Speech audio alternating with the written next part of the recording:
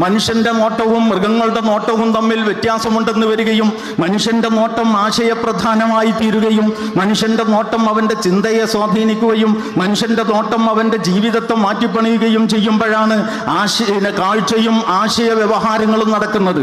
അതുകൊണ്ട് കാഴ്ച എന്ന് പറയുന്നതിൻ്റെ സാധ്യതകളെ മനോഹരമായിട്ട് ഈ കണക്റ്റ ഉപയോഗപ്പെടുത്തിയിരിക്കുന്നു എന്ന് ഞാൻ സാന്ദർഭികമായി പറഞ്ഞു വെക്കുകയാണ്. ഞാൻ ആദ്യം പറഞ്ഞിടത്തേക്ക് തന്നെ നമുക്ക് തിരിച്ചു പോകാം.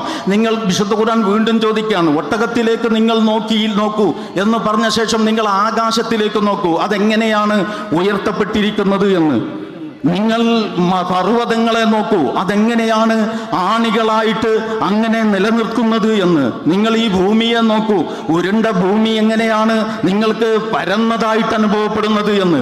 അപ്പോൾ ആലോചിക്കാനും ചിന്തിക്കാനുമുള്ള ഒരുപാട് ആഹ്വാനങ്ങൾ ദൈവിക ഗ്രന്ഥങ്ങളുണ്ട്. ദൈവിക ഗ്രന്ഥം എന്ന് പറയുന്നത് ഒരു ഭ്രാന്തമായ ഒരു അഭിനിവേശമാക്കി മാറ്റി, മനുഷ്യനെ മതോന്മത്തരാക്കി മാറ്റി, മനുഷ്യനെ മറ്റൊരു മനുഷ്യന്റെ ശത്രുവാക്കി മാറ്റി, എന്നിട്ട് ഇതൊക്കെ മതങ്ങളുടെ വരവിലും ചെലവിലും എഴുതി ചേർക്കുന്ന പരിപാടി യഥാർത്ഥത്തിൽ മതവിരുദ്ധ ശക്തികളുടെ വളരെ ഗൂഢമായ നീക്കങ്ങളാണ് എന്ന് നമ്മൾ കാണേണ്ടതായിട്ടുണ്ട്.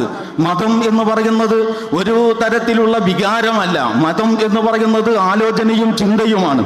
അവിടെയാണ് ഞാൻ നേരത്തെ പറഞ്ഞത്, മാറ്റമില്ലാത്ത പ്രാപഞ്ചിക വ്യവസ്ഥയുടെ, കാലാധിപത്യയായ പ്രാപഞ്ചിക വ്യവസ്ഥയുടെ, തലകാല ഭേദങ്ങൾക്ക് അതീതമായ പ്രാപഞ്ചിക വ്യവസ്ഥയുടെ, മനുഷ്യരുടെ ഉച്ചനീചത്വങ്ങൾക്കപ്പുറം സമഭാവനയിൽ മനുഷ്യനെ സമീപിക്കുന്ന പ്രാപഞ്ചിക നിയമവ്യവസ്ഥയുടെ മനുഷ്യന് മാത്രം ബാധകമായ സവിശേഷ വകുപ്പിനെയാണ് നമ്മൾ യഥാർത്ഥത്തിൽ മതം എന്നതുകൊണ്ട് ഉദ്ദേശിക്കുന്നത്.